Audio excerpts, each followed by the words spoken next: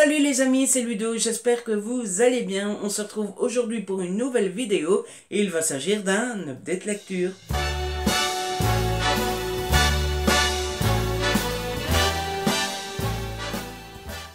Comme d'habitude, j'ai 4 livres. Comme d'habitude, j'ai envie de vous présenter ces 4 livres.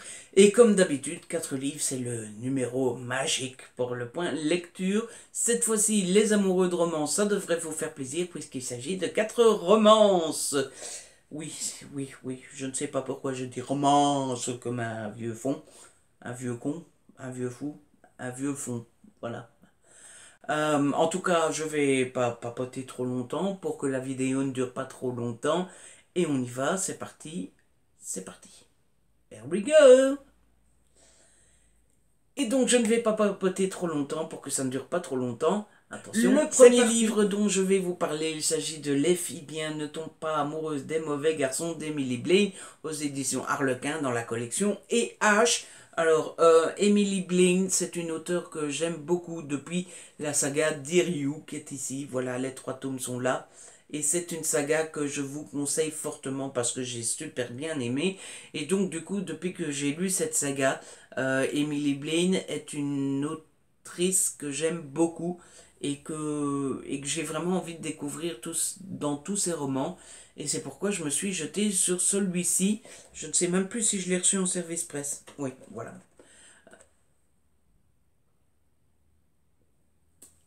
Donc ici, on va suivre l'histoire d'Abby qui est, je ne sais plus comment on appelle ça, elle est au service des people et son métier c'est d'arranger les choses, d'enjoliver les choses, de cacher les choses pour que les stars ont une bonne image dans la presse, etc. Et on va suivre Graham qui est un ancien acteur qui en a eu marre du métier, qui est parti sur un coup de tête et devant toute la presse en faisant le con, etc. Et un beau jour, eh ben, il a demandé à Abby de faire revenir Graham parce que avant de partir, il avait tourné un film. Et ben, c'est l'heure de faire la promo du film. Sauf que Graham, je ne dis pas de bêtises, c'est Graham. Gareth. Sauf que Graham, c'est après, pardon, Gareth. Il s'appelle Gareth. Sauf que Gareth est parti, il en avait ras-le-bol et ben pour lui, il est hors de question de revenir pour faire la promo, il en a ras-le-bol et Hollywood, c'est mort. Donc voilà, c'est comme ça que ça commence. J'ai beaucoup aimé ce roman pour 2 raisons principales. Déjà pour le métier, comment elle s'appelle du coup? Abby, pardon, moi les prénoms, j'en ai marre, je retiens jamais les prénoms.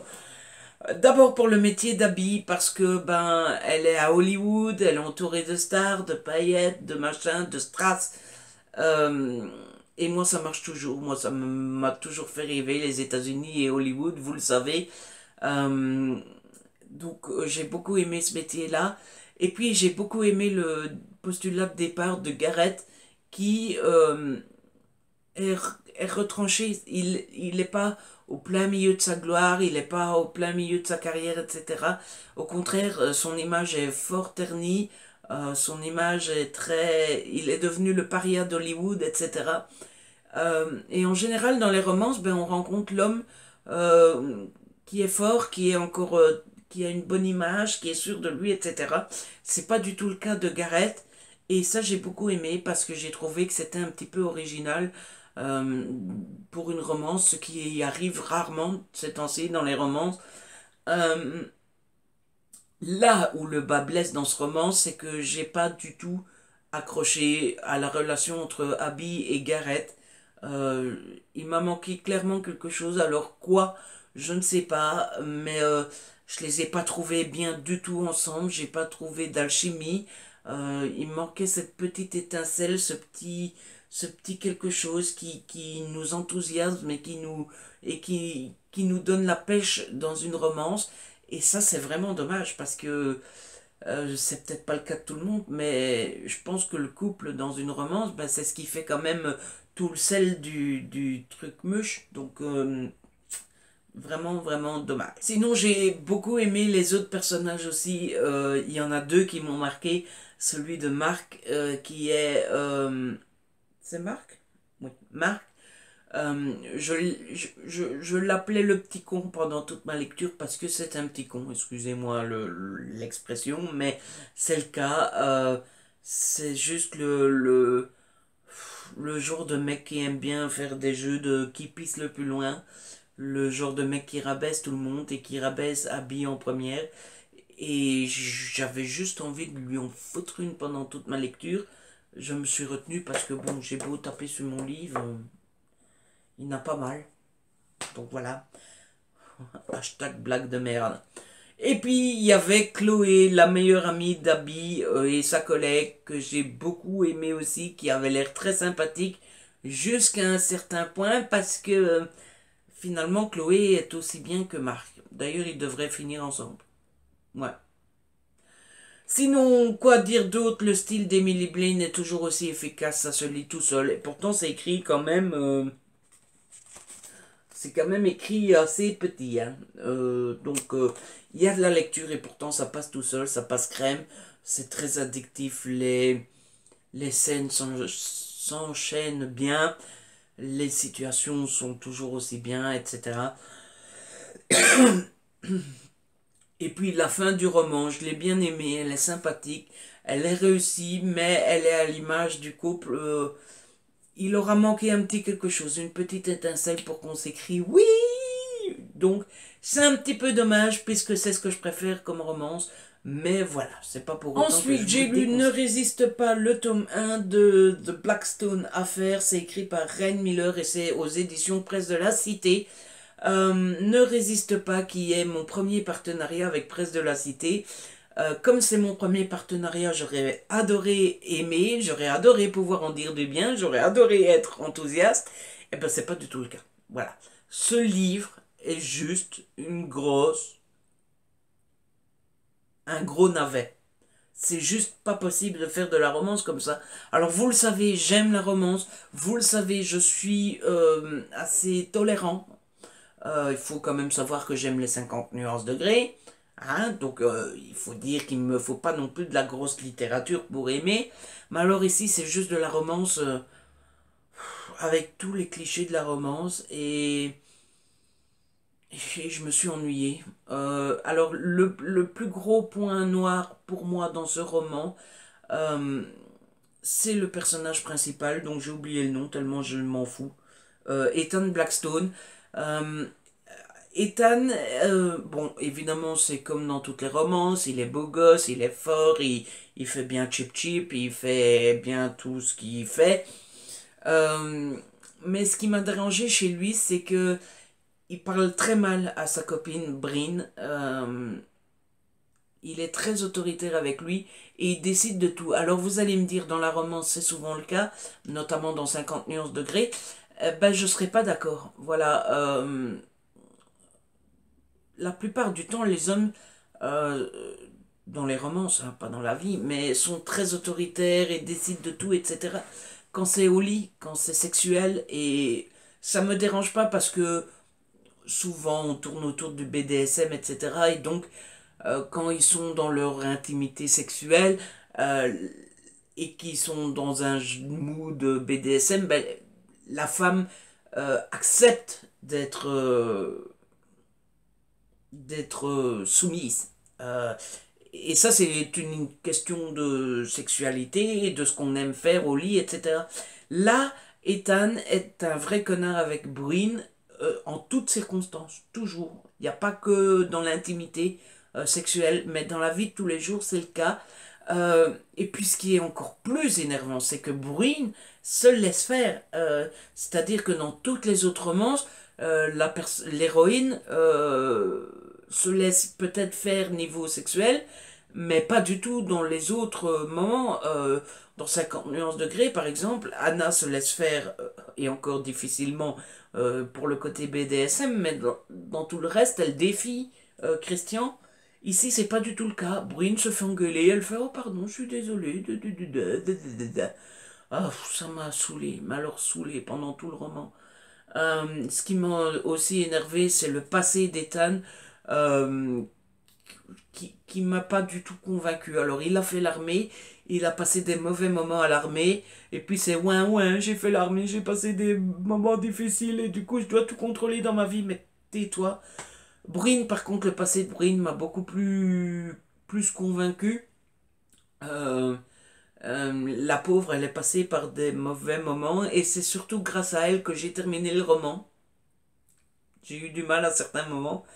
Euh, et euh, et c'est surtout à cause d'elle que je regrette de ne pas avoir envie de lire les autres tomes, parce que j'aurais bien voulu voir l'évolution de Breen, mais je peux pas. Euh, je vous parle. Le style est encore assez bien et ça se lit assez vite. Il faut dire aussi que c'est écrit pour grand-mère et grand-père. Juste, il fait 560 pages. Il pourrait en faire 300 hein, si c'était écrit normalement. Et puis, il parle. Enfin, je sais pas, ils couchent après 20 pages, ils se mettent ensemble après 30 pages, et ils pensent mariage après 70 pages. Même dans 50 nuances de gris, il faut attendre le tome 3 avant qu'on parle de mariage. Ici, non, 70 pages. Non, j'exagère, allez, 200 pages. Non, c'était trop nul. Je suis désolé, hein. Presse de la Cité, je vous aime bien. J'espère que vous allez pas me foutre dehors. Mais ce livre-là, il est juste nul. Ensuite, j'ai lu quelque chose de beaucoup mieux. Nuit blanche à Manhattan de Sarah Morgan aux éditions Harlequin dans la collection et H avec le machin là. On m'a déjà dit 15 fois qu'est-ce que c'était le machin.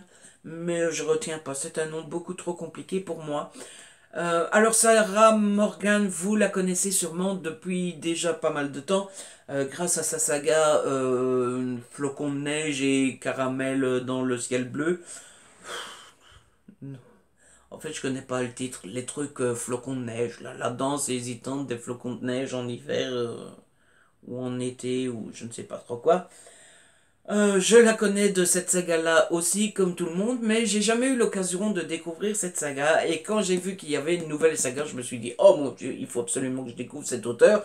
Je me suis donc jeté dessus et j'ai adoré cette romance. Et encore, quand on parle de romance, Et mes cheveux m'énervent, les amis. Mes cheveux m'énervent.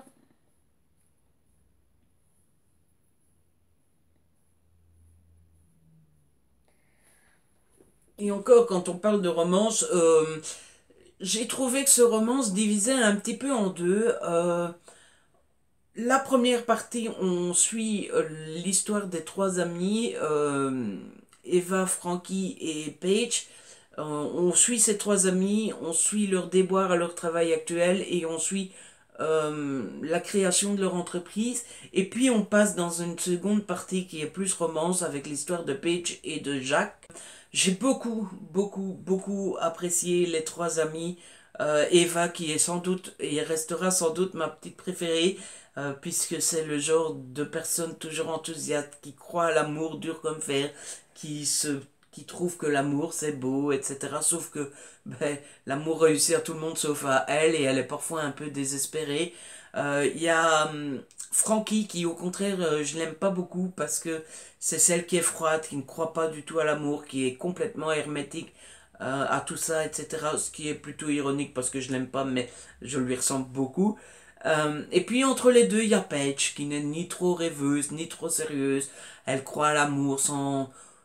Elle cherche pas vraiment, mais elle y croit quand même. Et, euh, et on sent l'amour presque. On sent l'amitié qui les lie et on sent. C'est presque une amitié fraternelle. Je ne sais pas si ça se dit pour des sœurs. Ça se dit comment pour des sœurs sœurnelles. On sent leur amitié très fort, avec des liens presque comme une famille, et je les ai juste trouvés trop chou. La deuxième partie, c'est avec Jake. Alors Jake ne change pas des romances, c'est le beau gosse, il a tout réussi, etc. Le seul problème, c'est qu'il couche à droite, à gauche, et il veut absolument pas, mais alors c'est hors de question d'une vie amoureuse, d'une relation sérieuse. Il en a déjà assez bavé comme ça, et de toute façon, Avoir une relation sérieuse, ça veut dire avoir des gros sentiments, et avoir des gros sentiments, ça veut dire souffrir. Il ne veut absolument pas. Jusqu'à ce qu'il rencontre Paige, et encore, ça va être très très très compliqué avec Paige. Euh, il- Leur histoire balance entre trop cool, trop mignon et oh mon dieu, c'est trop nul.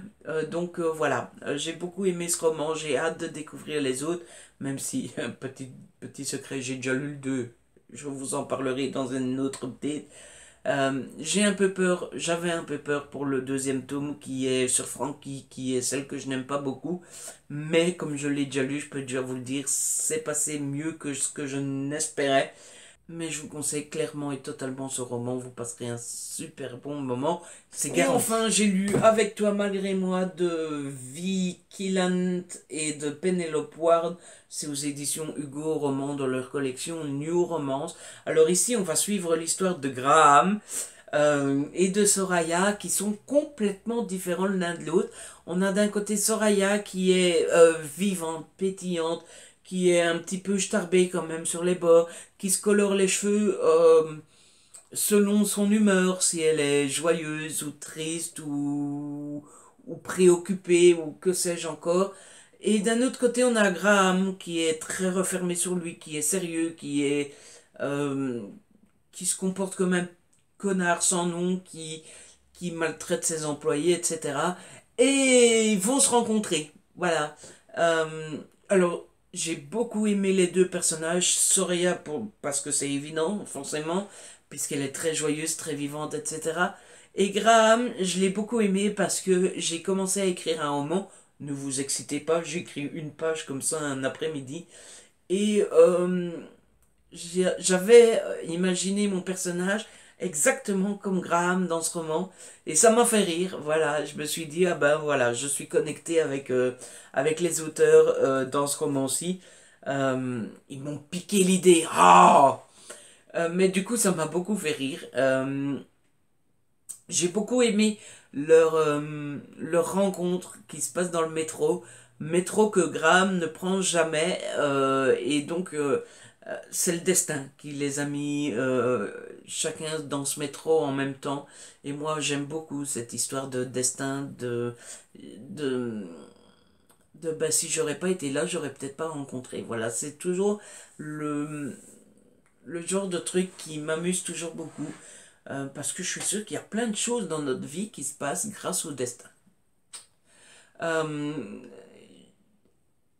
Graham, je vous l'ai dit, se comporte comme un gros con, mais on commence à en apprendre plus sur son passé au fur et à mesure, et on commence à le comprendre. Voilà, je trouve qu'il a un bon fond, et que oui, il se comporte pas toujours comme il devrait, mais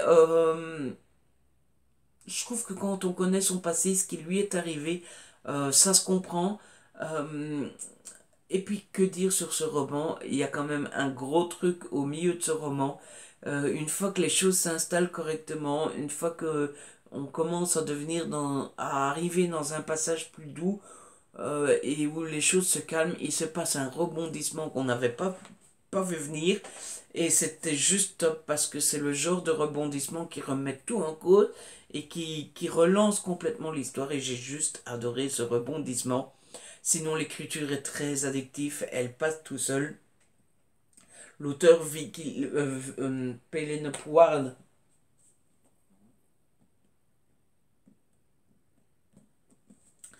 Penelope Ward, je l'adore, Vicky Liant, je les adore. J'aimerais bien avoir un autographe de ces deux-là d'ailleurs. Euh, je suis fan de leur écriture. Je pense qu'il y a un nouveau Penelope Ward qui sort bientôt et j'ai juste trop hâte. Je vous conseille ces romans et je vous conseille celui-ci du coup. Voilà. Et c'est comme ça que se termine cette vidéo. J'espère qu'elle vous a plu. Si c'est le cas, n'hésitez pas à la liker, à la partager. Si vous voulez, n'hésitez pas à laisser des petits commentaires. J'adore vous lire. Si ce n'est pas encore fait, abonnez-vous. C'est gratuit et ça fait plaisir. On se retrouve très vite pour une nouvelle vidéo. D'ici là, prenez soin de vous et de ceux que vous aimez. Ciao.